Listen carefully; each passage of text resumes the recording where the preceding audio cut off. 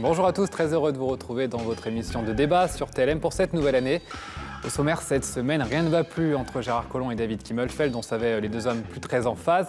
Ambition politique de chacun oblige, mais disons qu'ils ne cachent plus leur désarroi à devoir se supporter. Peut-être aurait-il besoin de briser la glace, de débattre un peu comme les Français dans leur intégralité. Prendre part aux décisions politiques, ils sont invités par l'exécutif. Le grand débat national lancé par Emmanuel Macron. Les jours passent et il paraît toujours plus flou. On en parle dans un instant avec Marc Fraisse, André Jorin et Antoine Comte, rédacteur en chef de Tribune de Lyon. Bonjour messieurs. Bonjour. Bonjour. Bonne année. Bonne année. Bonne année, merveilleux. Je vais essayer de faire fort. Alors si vous la comprenez, si on prend leurs initiales, ça fait cassé. Vous l'avez compris ou pas? Bon, c'est pas grave. Kimmelfeld et Gérard Collomb, cassé. Ah oui, je l'ai écrit, je l'ai préparé. Faites de l'humour. Voilà. Je voulais commencer l'année comme ça. Allez. Que se passe-t-il entre Gérard Collomb et donc David Kimmelfeld? Certains diraient de l'eau dans le gaz pour rester prudent. Un petit incident républicain qui en dit long. Ça s'est passé mardi soir avec un maire de Lyon qui semble avoir manqué à certaines de ses résolutions de 2019, à moins qu'il ait fait l'impasse pour celle-là.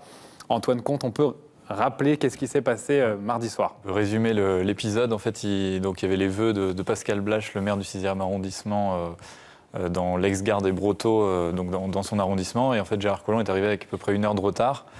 Il s'est fait huer en fait, par une partie de la salle qui était bien garnie. Il y avait, je crois, 1 millier de personnes à peu près.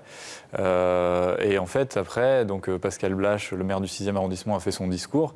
Et à la fin de son discours, il a dit écoutez, monsieur le maire, Gérard Collomb, si vous en êtes d'accord, on va donner la parole à monsieur Kimmelfeld, le président de la métropole qui est avec nous ce soir. Et Gérard Collomb l'a un petit peu bousculé, a mis ses notes sur le pupitre et a dit non, je ne souhaite pas que David Kimmelfeld s'exprime. David Kimmelfeld était juste devant lui, au pied de l'estrade.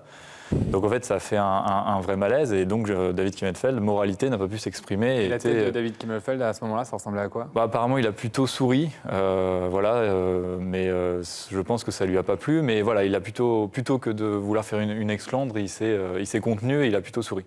Mais en tout cas, il n'a pas pu s'exprimer et c'est vrai que Gérard Collomb était extrêmement énervé de se faire huer. Extrêmement énervé, je pense, de voir David Kimmelfeld qui était encore là parce que David Kimmelfeld a décidé de faire tous les vœux dans tous les arrondissements. Et donc, du coup, Gérard Collomb a terminé son discours et est parti sans saluer la foule. Et il a même dit, je crois, je saurais me souvenir de vos huées. Donc, il y a une vidéo qui tourne, de ce passage-là. Marc Fraisse, ça vous surprend Ça ne me surprend pas, mais c'est triste. Je ne sais pas comment il faut l'appeler. Non, mais c'est triste. Parce que je crois, on en parle souvent avec Gérard Collomb, que j'ai de l'amitié, même si on parle pas, on n'a pas les mêmes convictions politiques. Mais son attitude risque de lui coûter cher. J'ai peur, et nous sommes souvent lui dire, que ça se termine comme Francis Collomb, qui est par un échec. Je crois qu'à un moment donné, il faut savoir tourner des pages. Et là, il se rend bien compte que la façon dont il se comporte avec des gens qui ont beaucoup travaillé avec lui, qui ont été sincères avec lui, et là, ce que j'apprends aujourd'hui, qu'il a empêché David Kimmelfeld de parler, je lui parle à Gérard Collomb tout en vous regardant, M. Besson, Gérard, tu fais une erreur. On ne se comporte pas comme ça. Quand on aime sa ville, on essaye de rassembler, on ne divise pas. Quand on a eu la chance d'avoir, par la division de la droite, n'oublions pas, division de la droite, avec Charles Millon qui est venu foutre un peu la pagaille, Gérard Collomb a gagné. Gérard Collomb est en train de faire la même situation que Charles Millon a fait il y a quelques années, et il va faire perdre son camp. Et là, je crois qu'il a tort de se comporter comme ça. Je le dis franchement, et je veux qu'ils m'entendent, parce que nous sommes beaucoup à penser ça, y compris dans son entourage amical. André Jorin, comment vous l'interprétez, vous moi, je pense qu'il ne faut pas oublier le sauve-qui-peut du ministre de l'Intérieur. Il est revenu en sauve-qui-peut avec une situation politique nationale où la baudruche Macron s'est dégonflée. Et il revient dans des conditions particulières où, moi, j'oublie jamais ça, parce que c'est, à mon avis, c'est ça l'élément. Donc, mais André, il a été plutôt courageux, là. Il est parti au bon moment. Non, je ne sais pas s'il est courageux. Parce qu'on ne peut pas faire tout le contraire de ce qu'on a expliqué depuis 1 an et demi. Non, c'est un autre problème. C'est le sauve qui peut, y compris par rapport aux politiques nationales qui se passent, et qui, en gros, contredit complètement ces théories qu'il a lui-même développées avant. Donc, à mon avis, il ne faut pas oublier ça aussi. Et puis, tu oublies un détail quand même important. Il n'aurait jamais été maire s'il n'avait pas fait alliance avec Raymond Barre. Mais bon, ça, je ferme la parenthèse. Et après les problèmes qui se passent avec Kimmelfeld, c'est qu'il revient, sauf qu'il arrive à négocier la situation de Lyon pour redevenir maire, mais il ne peut plus la négocier. Pas du fait de Kimmelfeld, parce qu'il n'a pas le rapport de force à la métropole pour avoir la certitude d'être réélu. Donc il y a un hiatus majeur qui se passe ici. Qu'est-ce qui va se passer demain, dans 6 mois? Je n'en sais rien. Et dans tous les cas, qu'est-ce qui va se passer à gauche? Est-ce qu'il y a quelque chose, un pôle qui va se développer à gauche? Est-ce que Kimmelfeld va continuer avec En Marche? Puisque Collomb décide de dire, moi je mets en place une association, toujours la cuisine. Oui, mais ça c'est de la politique politicienne. Là aujourd'hui, c'est de la cuisine. On est dans la cuisine. Là aujourd'hui, on est en une situation d'un maire sortant qui a été maire pendant 3 mandats et qui pourrait permettre. Il a porté le sac à dos. Et qui pourrait permettre. Il a porté le sac à dos de Macron. Qu'est-ce qui va se passer au niveau national? Du point de vue, je ne pense pas que les choses vont s'améliorer au niveau national. En tous les cas, me semble-t-il. On va voir les européennes, comment tout ça va se passer. Collomb, il n'a pas forcément dit son dernier mot, mais aujourd'hui, ce qui se passe ponctuellement au niveau des hommes, on verra. Parce que s'il y a un pôle à gauche qui se développe, en tous les cas, s'il y a une chose que... Mais là, ce n'était pas le débat. Le débat, c'était le comportement de Gérard Collomb. Je dis ce que je veux. Oui, on a compris. En compte au niveau des hommes, justement, qu'est-ce que ça dit de la relation entre les deux? Excusez-moi, s'il y a un pôle de gauche qui se développe, et moi je veux travailler à ça, qu'est-ce qui se passe avec la droite?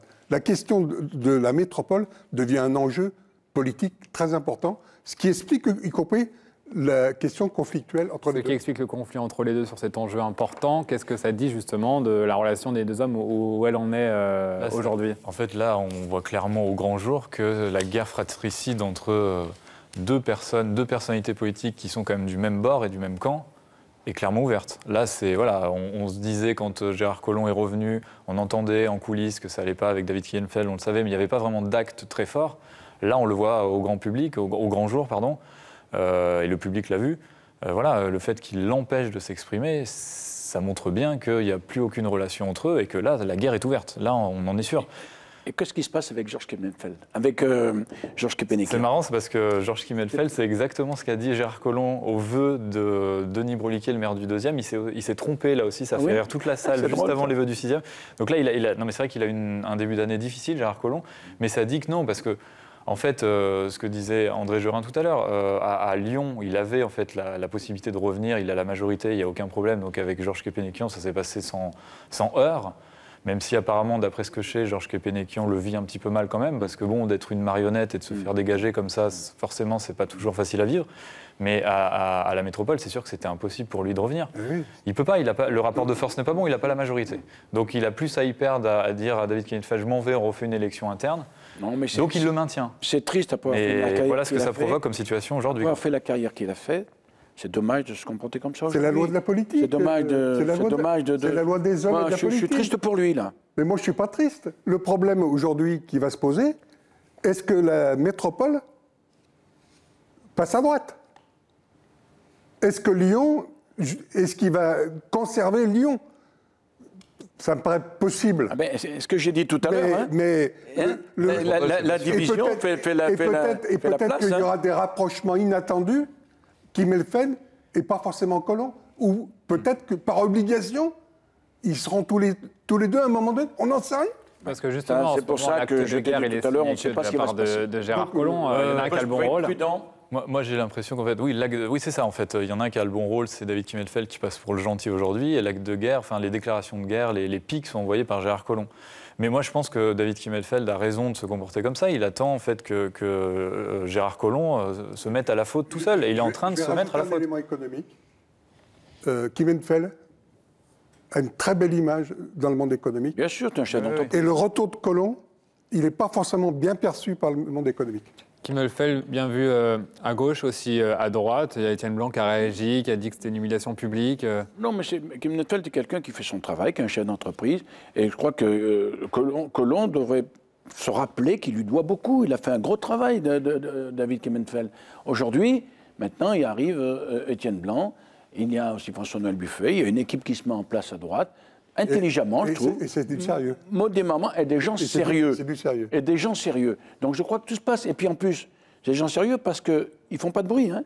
Vous savez qu'ils ne se mêlent pas de la dispute de l'autre côté. Et ça, c'est très intelligent. Ils sont en train de construire un projet pour Lyon dans les 10 prochaines années. Et ça, c'est fort. Vous me permettez un détail? Ça, c'est fort. Moi, je pense... Métropole. Mais t'es déchaîné ce matin, toi. Non, mais... C'est la nouvelle année. Oui. Métropole. Si on applique la loi telle qu'elle a été conçue, les maires n'ont plus droit au chapitre. C'est vrai. Même à titre consultatif. Or, ça, c'est une épine dans le pied de Gérard Collomb. Mais c'est lui qui a fait la loi avec Michel Mercier, hein, je te rappelle. Allez. Si tu parles à ma place, Non, mais je te le dis. tu prends pour qui là? André. Je suis à jour. Or, je pense qu'un des enjeux qui va se passer avant l'élection, avant 2020, c'est de faire modifier cette loi.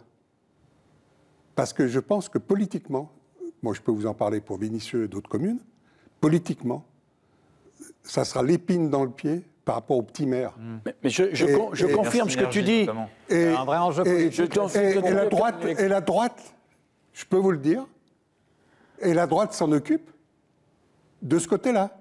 Mais André, je confirme ce que tu dis. Quand François Baroin est venu ici, à Villefranche, pour le truc des maires, hein, toutes les questions qui ont été posées par les maires de la métropole étaient sur ce sujet-là, en disant il est inadmissible, nous n'ayons plus de pouvoir. Philippe Cochet a eu une intervention brillante à ce sujet-là d'ailleurs, hein, en disant moi qu'un maire d'une ville comme Calure, je n'ai plus rien à dire. Je vois il y a un problème de réseau de chaleur qui arrive. Ils n'ont plus le droit. Ils n'ont plus le droit. C'est la métropole qui va commander. Donc ça veut dire qu'ils vont perdre du pouvoir, de l'amélioration et même du confort et de la production de leur vie. Est-ce que ça s'accorde vraiment chez les électeurs, ces enjeux-là, ou c'est un je suis truc pas sûr. C'est très politique, c'est très entre élus. En fait, faites attention. Hein. Non, mais c'est important. Par rapport aux maires, mais les habitants par rapport aux maires, faites attention. Mais je pense que surtout les Lyonnais, les habitants de la métropole ne savent même pas ce qu'est la métropole en fait. Exactement. Ils ne connaissent pas le fonctionnement, ils ne savent pas ce que c'est, ils ne savent pas qu'en 2020, ils vont voter aussi au suffrage universel direct pour élire leurs représentants à la métropole. Donc il y a aussi tout ce travail d'explication que doivent faire les élus. Mais j'ai l'impression que David Kimmelfeld l'a mis un petit peu en place. Là, en fait, il fait quasiment les vœux dans toutes les communes. 59 communes, c'est quand même énorme, il ne les fait pas toutes. Hein. Il fait les arrondissements. Et pour revenir à la première question du débat, on disait que Gérard Collomb vivait mal la place de David Kimmelfeld, mais en même temps, David Kimmelfeld est un petit peu son patron quand on regarde aujourd'hui. C'est lui qui a le pouvoir, c'est la métropole qui décide de tout ici. Lyon est la ville-centre, mais... Il est référent. Voilà. Donc j'arrive à comprendre que Gérard Collomb l'est un petit peu mauvaise, comme on dit. Il a les boulettes. Mais il faut quand même se rappeler, Marc Fraisse, vous disiez tout à l'heure que ça vous étonne que Gérard Collomb réagisse comme ça après la carrière qu'il a eue. Rappelez-vous qu'il y a eu des actes comme Gérard Collomb, des espèces de crises d'autoritarisme contre, par exemple, Najat Vallaud-Belkacem, contre Thierry Braillard. Dès que l'élève dépasse le maître, et là c'est le cas un petit peu de David Kimmelfeld, en général ça se passe très mal pour Gérard Collomb, il s'énerve. Et donc c'est calculé aussi d'une certaine façon ? Je pense aussi, je pense que les deux en fait jouent leur carte, mais il faut que Gérard Collomb, il est obligé en fait de se montrer comme un petit peu toujours le patron de la métropole, même s'il n'en a pas le titre. Mais il est obligé. Donc voilà, en fait, moi c'est ça que je vois aujourd'hui. Et David Kimmelfeld a raison de continuer à ne pas sortir du bois, à rester comme ça très calme, très souriant, à serrer des mains. Aujourd'hui, c'est la bonne stratégie pour lui. Pour les électeurs, il n'y aura plus de correspondants vis-à-vis des maires. Eh bien, c'est un élément pour les gens de motivation ou de démotivation par rapport à cette élection. Et en même temps, quand on parle d'élèves qui dépassent le maître, à chaque fois ça s'est mal fini pour l'élève quand même. Pas sûr. Ça dépend. Avec Gérard Collomb ? Ça dépend. Pas sûr. Là, cette fois-ci, non, mais là, il y a une durée, il y a 3 mandats, il y a un essoufflement. Quand ça va trop loin, je l'ai dit tout à l'heure, j'ai peur et je préviens Gérard, yeux dans les yeux, qu'il lui arrive exactement ce qui est arrivé à Francis Collomb. À un moment donné, il faut savoir passer un héritage à quelqu'un. Et il a des gens avec lui qui ont travaillé avec lui, qui ont su faire marcher la maison, et il devrait s'en rappeler. Et ça, s'il ne s'en rappelle pas, il va mettre en danger. Il va mettre en danger sa personnalité, il va mettre en danger même son courant politique par rapport à l'élection à venir. On ne sait même pas qui c'est son courant politique. Et juste un mot justement sur les courants politiques, Antoine. C'était dans le 6e avec Pascal Blache. Ça en est où, Pascal Blache On dit qu'il parle avec les deux un peu. Ouais, c'est pas très clair. Il parle Pascal vraiment avec Blache. Gérard Collomb encore ou pas Oui, je pense qu'il parle un petit peu avec tout le monde. Le positionnement de Pascal Bach est un peu opportuniste aujourd'hui, hein, sans vouloir le critiquer. Mais en gros, il est censé être candidat, mais on ne sait pas où, on ne sait pas quand, on ne comprend pas bien qui sont ses alliés. Il a son association qu'il a montée, Lyon, Nouveau Cap, Métropole.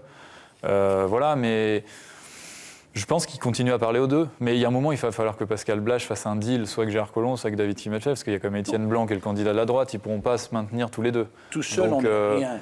Étienne, voilà. Étienne Blanc. C'est fini aujourd'hui. Il y a un mouvement des gens. On voit bien ce qui se passe avec les gilets jaunes.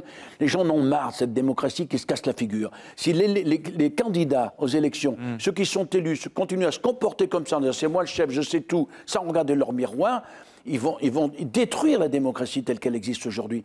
Il faut que les gens sachent se rassembler, se réunir sur des vraies valeurs, sur des vraies valeurs. Remplacer la démocratie. Mais bien sûr. Exactement. Mais bien sûr. C'est l'élite technocrate. Exactement. La métropole qu'on veut nous mettre en place. Mais ce qui se passe à Bercy, quand on connaît un peu cette élite technocratique qui tient, mais on les a de partout. Ce que nous a fait la loi que nous a fait Collomb pour les métropoles, c'est exactement Collomb-Mercier, exactement ça. La démocratie, justement. Que pense Gérard Collomb de cette nouvelle grande idée de son président? Ça patine du côté de l'exécutif avec ce projet de grand débat lancé par Emmanuel Macron. La réponse à la crise des Gilets jaunes, l'exécutif promet que tous les sujets seront sur la table. Enfin, pas tous quand même, en fin de compte. Et puis, il y a des choses auxquelles il ne faut pas toucher. On peut se demander dans quelle galère il s'est fourvoyé là avec... ce grand débat dont tout le monde parle et dont personne ne sait finalement les contours. Je ne suis pas sûr que ce soit la solution pour régler le problème. Là, ça a l'air très compliqué. Puis on voit que les sujets qui sont mis en avant, quand c'était de revenir sur le mariage gay, il y a eu des choses comme ça. Il y a une espèce d'embroglio autour de ça. Alors apparemment, ce ne sera pas les sujets qui seront abordés. En fait, moi, je pense que le problème là, des macronistes aujourd'hui, c'est que, vous parliez tout à l'heure de la baudruche qui s'est dégonflée, c'est un petit peu ça. Bon, c'est peut-être un peu fort, mais c'est surtout qu'ils n'ont pas de relais dans les territoires. Et en fait, pour porter un débat national dans les territoires, le PS a toujours des maires dans des grandes villes, les Républicains, c'est pareil, les partis, on va dire, traditionnels. C'est censé être un débat de partis. Non, mais qui porte en fait les idées d'En Marche dans les régions, dans les territoires, dans les communes? Pas grand monde. Il y a des militants, il y a, à Lyon, c'est quoi? C'est Caroline Collomb qui porte ça? Parce que Gérard Collomb dit qu'il ne veut pas être candidat avec la liste macroniste en 2020, donc il ne les porte pas. C'est très compliqué, je trouve. Ils n'ont pas de relais, en fait. Et je pense que c'est ça qui manque aujourd'hui. Et du coup, ce débat national, les gens l'entendent dans les médias, ils se disent, bon, voilà. Mais c'est hyper flou.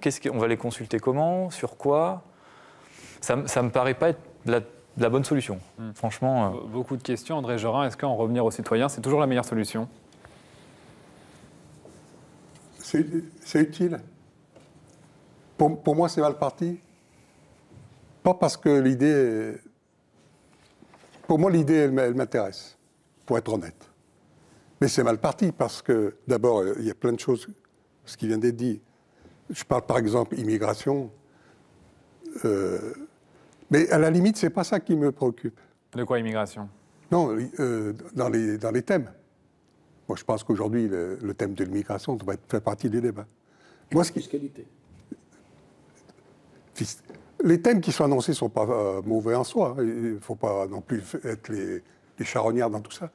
Non, moi, ce qui me préoccupe, c'est ce qui se passe avec l'opposition, et notamment la gauche, sur les questions de sécurité. Comment on peut imaginer aujourd'hui... J'essaye de faire l'idée républicaine.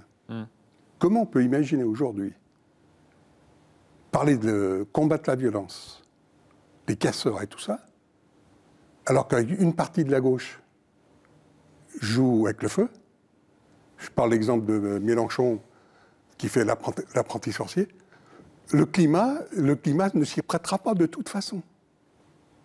Donc, pour moi, la question du débat en soi, pourquoi pas une idée intéressante?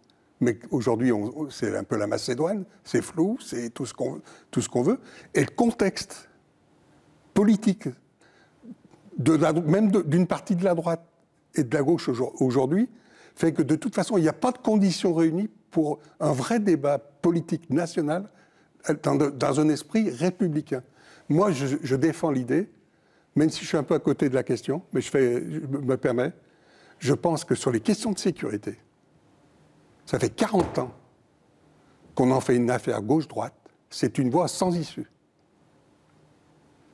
Je me rappelle, Gilbert Denmaison, 1982, quand il y a eu, après les étés chauds des Maillettes, qui a fait tout un programme sur cette question-là, en utilisant le travail qui avait été fait par Alain Peyrefitte en 1978 sur ce qu'on appelait sécurité et liberté.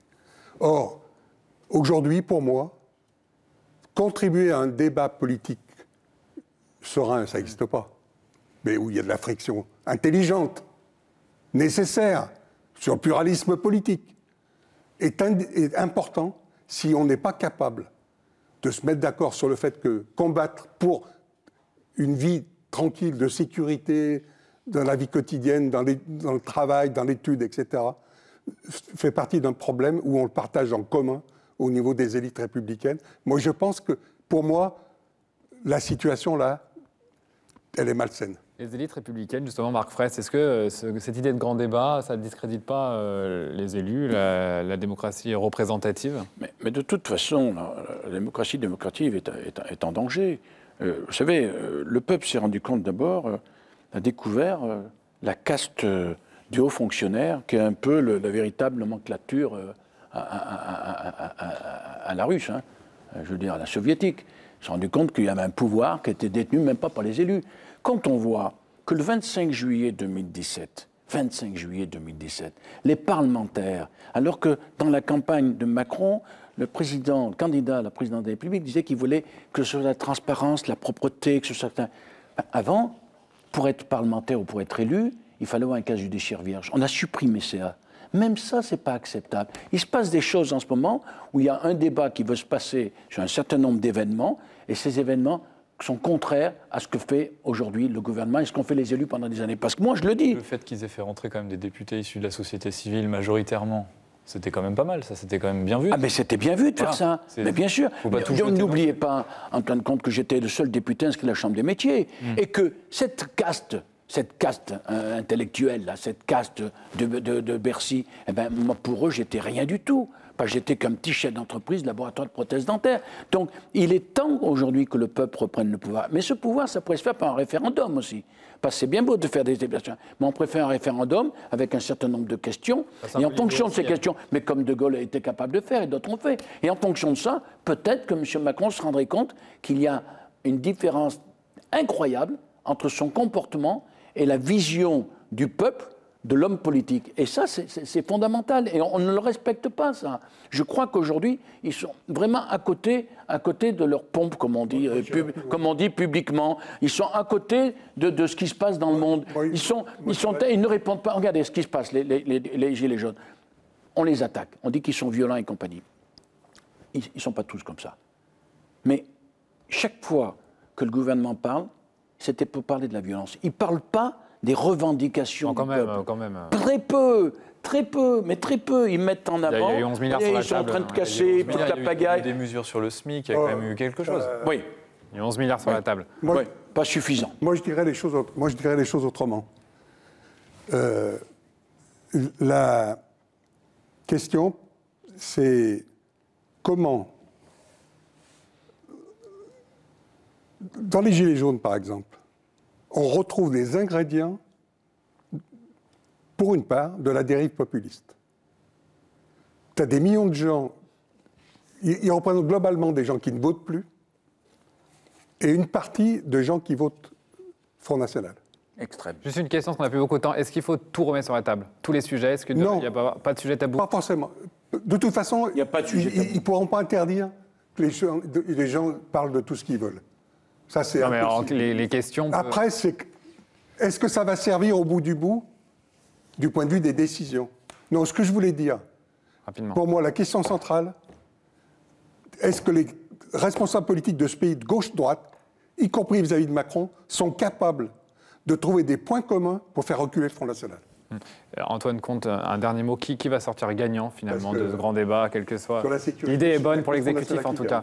J'espère que ce sera les gens qui sont mobilisés, c'est-à-dire les Gilets jaunes, qui sont, comme disait Marc Fraisse aussi, pas que des violents. Enfin, il y a quand même des gens qui n'arrivent pas à finir le mois, qui sont vraiment en grosse difficulté. Il y a un seuil de pauvreté en France qui est énorme.